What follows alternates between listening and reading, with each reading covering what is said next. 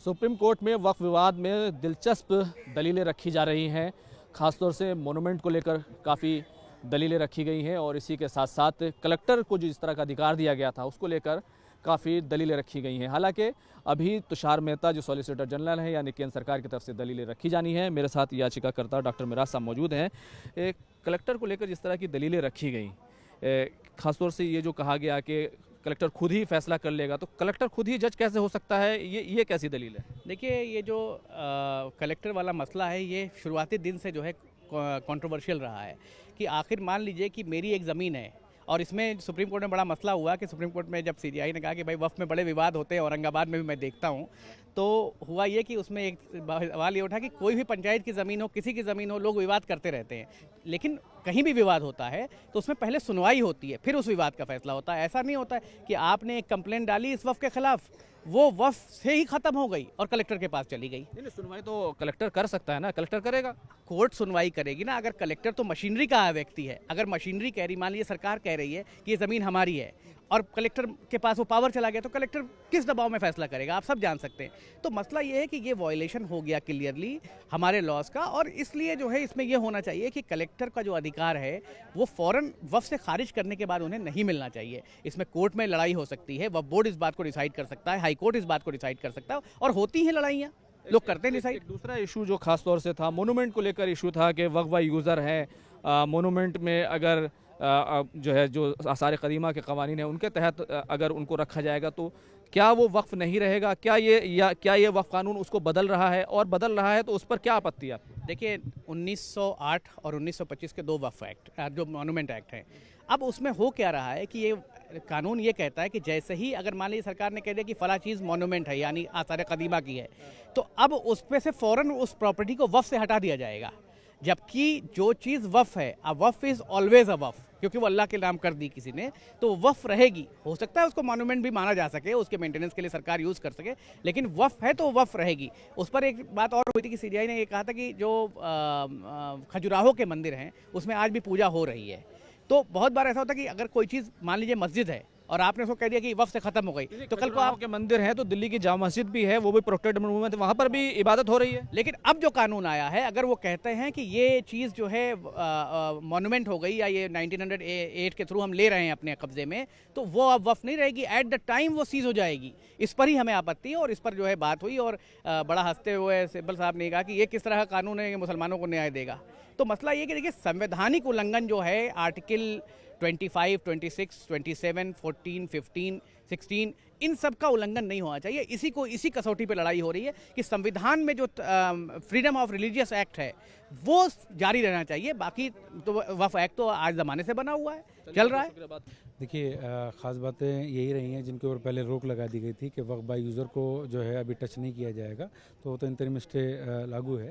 लेकिन आज जो इम्पोर्टेंट बहस हुई है वो यही हुई है कि अगर काउंसिल के अंदर आप जो है 12 मेंबर जो है नॉन मुस्लिम उसमें रख देंगे, तो किस तरह से आप जो है एक रिलीजियस जो मुस्लिम रिलीजियस एंडोमेंट बॉडी है आप उसको किस तरह से रन करेंगे। और पहले जहाँ उस बॉडी के अंदर इलेक्टेड लोग हुआ करते थे वो अब जो है नॉमिनेटेड होंगे गवर्नमेंट से, तो वो जो है पूरी तरीके से सरकार की मंशा पर और उसकी नीयत पर सवाल उठाते हैं। इसी बात को कोर्ट के अंदर रखा गया कि वक्फ बाय यूज़र जो है, जो पुराना एक्ट था उसके अंदर 3R का जो सेक्शन रखा गया था वो इसीलिए रखा गया था कि जो पुराने मोनूमेंट हैं, पुरानी वक्फ की जायदादें हैं, मस्जिदें हैं, जामा मस्जिद है, दूसरी चीज़ें हैं, उनके कहीं कागजात आपको नहीं मिलेंगे, वो कहीं कोई रजिस्ट्रेशन का प्रोविज़न नहीं था। क्योंकि पहली बार भारत के अंदर जो इंट्रोड्यूस किया गया वो मुसलमान वक्फ वैलिडेशन एक्ट 1913 में आया, और उसके बाद मुसलमान वक्फ एक्ट जो है 1923 में आया, लागू किया अंग्रेजी हुकूमत ने। उसके बाद जो है हम फिर उसका अपग्रेडेड वर्जन देखते हैं 1954 में, और अब 1995 में 2013 के अमेंडमेंट के बाद। तो उसके अंदर ये प्रोविज़न इसीलिए रखा गया था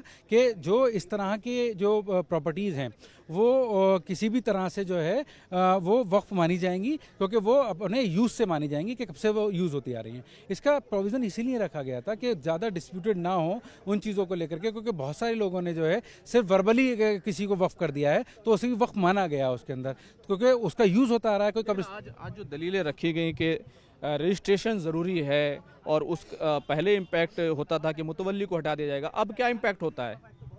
देखिए रजिस्ट्रेशन पहले से है, लेकिन अब मैं आपको एक बड़ी हैरत अंगेज़ बात बताऊं कि आपको हैरत होगी कि पिछले 50 साल से भारत के अंदर सर्वे नहीं हुआ है, और वक्फ एक्ट ये कहता है कि हर 10 साल के अंदर सर्वे होना चाहिए वक्फ का। तो अगर पिछले सरकार को ये चाहिए था कि अगर सरकार की कोई वो थी तो उसके अंदर सर्वे कराना चाहिए था, बल्कि वक्फ की एविक्शन के लिए वक्फ के ऊपर जो ऑक्यूपेंट हैं, जो इलीगल ऑक्यूपेंट हैं, उसके लिए एक बिल लेकर के गया था बीजेपी भारत सरकार के जरिए पार्लियामेंट के अंदर।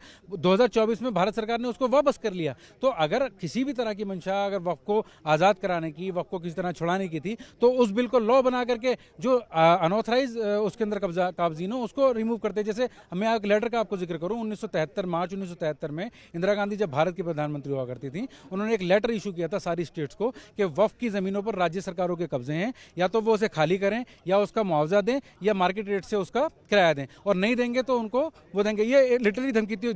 इसी लेटर के बारे में मैंने कई बार डिबेट्स में भी उठाया टीवी की। और एक बात बताइए कि इसमें जो है अभी जो बहस हो रही थी उसमें खजुराहो का जिक्र आया, मंदिर मस्जिद का जिक्र आया, चंदे का जिक्र आया।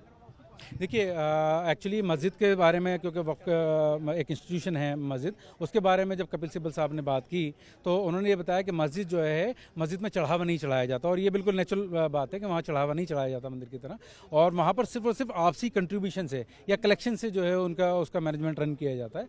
तो उसके ऊपर फिर गवई साहब ने, चीफ ने ये बात कहा, honourable chief justice of India ने, कि मंदिरों के अंदर हम देखते हैं, जाते हैं तो वहाँ तो खजुराहो की बात इसलिए आई कि जो जैसे मोनूमेंट है, जामा मस्जिद में प्रेयर हो रही है, तो अगर अभी वक्फ बाय यूज़र को स्टॉप कर लिया जाता है, तो अगर कोई भी एक छोटा सा आदमी भी ऑब्जेक्शन कर देता है वक्फ बाय यूज़र की प्रॉपर्टी के ऊपर, तो वहाँ पहले ही दिन से उसे वक्फ ट्रीट नहीं किया जाएगा। एक कलेक्टर उसमें इंक्वायरी करेगा, कलेक्टर लेवल का ऑफिसर। तो आप जो ऑलरेडी सीईओ है वो भी उससे बड़ा ऑफिसर हुआ करता है, जो सीईओ होता है वो एडीएम लेवल का ऑफिसर होता है। आप उससे इंक्वायरी कराने के बजाय एक लोअर लेवल के ऑफिसर से आप वो करा रहे हैं इंक्वायरी उसके अंदर। चलिए ठीक है, हम मान रहे हैं कि डीएम के अंडर आप ले जा रहे हैं उस चीज़ को, लेकिन वक्फ ट्राइब्यूनल इसलिए बनाए गए थे, और ट्राइब्यूनल जो है स्पेसिफिकली इसलिए होता है कि कोर्ट्स के ऊपर बर्डन्स ना आए और मुकदमों के, तो ट्राइब्यूनल इसीलिए बना दिए। जैसे सपोज कंपनी लॉ ट्राइब्यूनल है, वो इसलिए होते हैं। एक अहम बात यह है कि 5 साल तक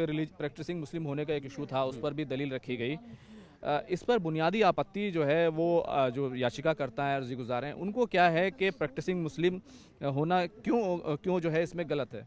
देखिए ये बड़ी हैरत अंगेज़ बात है, और हम तो कहते हैं कि बहुत ही मतलब ऑड है इस बात को समझना। आप कैसे डिसाइड करेंगे कि कोई आदमी 5 साल का प्रैक्टिसिंग मुस्लिम है?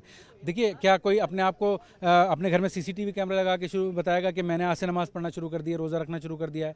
क्या ये क्या कॉन्सेप्ट होगा? आप रजिस्ट्रेशन लेंगे उसका, उस दिन से सपोज अगर उसने रजिस्ट्रेशन करा भी दिया कि मैं आज से मुस्लिम होता हूँ, इस्लाम कबूल करता हूँ, और मैं आज से रजिस्टर हो जाता हूँ, क्या ये गारंटी है कि वो नमाज रोजा उस तरह से प्रैक्टिसिंग करेगा? क्योंकि आप कंडीशन ये लगा रहे हैं कि वो प्रैक्टिसिंग होना चाहिए। तो बेसिक पिलर्स जो हैं, नमाज, रोजा, हज, ज़कात, ये किस तरीके से आप प्रूव करेंगे? लेकिन जो इस तरह की बहस हुई इसमें तो ये बात भी कही गई कि जो है बिस्तर मर्ग पर हैं, यानी डेथ बेड पर हैं, तो फिर क्या होगा? हाँ, इसी बात को उन्होंने ये बात कहा कपिल सिब्बल साहब ने भी, कि अगर सपोज कोई आदमी बिल्कुल अपने नियर टू डेथ है और लास्ट स्टेज पर अपनी लाइफ की ज़िंदगी के बिल्कुल आखिरी शाम को वो ये चाहता है कि वो कोई प्रॉपर्टी ऐसी पब्लिक उसके लिए, पब्लिक वेलफेयर के लिए डोनेट कर जाए, वक्फ कर जाए, क्योंकि वक्फ को लोग गलत फहमी में ले रहे हैं। वो एक डोनेशन है, वो एक दान है एक तरह से, और पब्लिक यूज़ के लिए है वो, और वो बेसिकली ना बेची जा सकती, ना उसे डिस्पोज ऑफ किया जा सकता, ना ट्रांसफ़र किया जा सकता। लेकिन क्योंकि बहुत सारी चीज़ें इस तरह की हुई हैं कंट्री के अंदर, और बहुत सारे भूमाफिया इसके अंदर इन्वॉल्व हैं, और इस एक्ट के अंदर हम ये सब पूरी तरह से समझ रहे हैं कि उसको लेकर के एक बहुत ज़्यादा नेगेटिव माहौल बनाया गया पूरे देश के अंदर। और वह ज़रूरी भी इस बात का हो जाता है कि ये जो प्रैक्टिसिंग वाला कॉन्सेप्ट है वो बिल्कुल भी एक्सेप्टेबल नहीं है, क्योंकि कोई इंसान अपनी पर्सनल प्रॉपर्टी, जो क्योंकि आर्टिकल 300A क्लियरली तौर पर उसको पूरा ये राइट देता है कि वो प्रॉपर्टी को किसी भी तरीके से, चाहे वो दान करे या कुछ भी करे, और मुस्लिम लॉ के अंदर आप सब जानते हैं कि 1/3 से ज़्यादा तो विरासत वैसे भी नहीं कर सकता। इस्लाम का कॉन्सेप्ट सीधा शरीयत का कॉन्सेप्ट है। तो आप तो ऑलरेडी वहाँ पर प्रोविजन है ये कि घर वालों की मर्जी के बगैर जो है पूरी तरह से दान कोई भी नहीं कर सकता। लेकिन अगर सपोज कोई करना चाहता है लास्ट स्टेज में, तो आप कैसे उसको रोक सकते हैं? ये सीधा सीधा वायलेशन है। बात करने के लिए देखिए 2 घंटे तक जो है लंबी बहस होनी है, अभी 1.25 घंटे की बहस हो चुकी है, और कपिल सिब्बल लगातार दलीलें रख रहे हैं। वो बार बार ये भी कह रहे हैं कि ये वक्फ संपत्ति है, वो कह रहे हैं मेरी संपत्ति है और ये सरकार की संपत्ति नहीं है, और ऐसे में उन संपत्ति का क्या करना है ये फैसला मेरा होना चाहिए। दलीलें फिलहाल जारी हैं। कैमरामैन हरीश के साथ खुर्रम शहजाद, न्यूज़ 18 दिल्ली।